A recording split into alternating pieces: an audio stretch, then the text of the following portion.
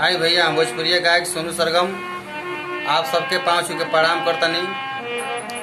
और हम एगो गजल गाए वाला बानी। आप सभी के प्यार दुलार मिले अच्छा लगी तो सब्सक्राइब करो और लाइक करो। और कहे के बा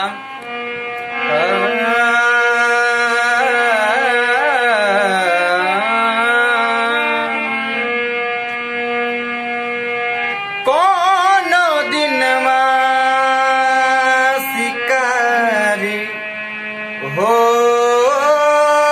जइबू,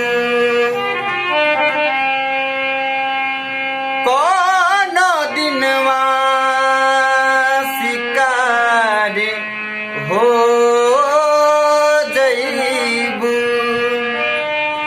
कोनो दिनमा शिकारी हो जइबू,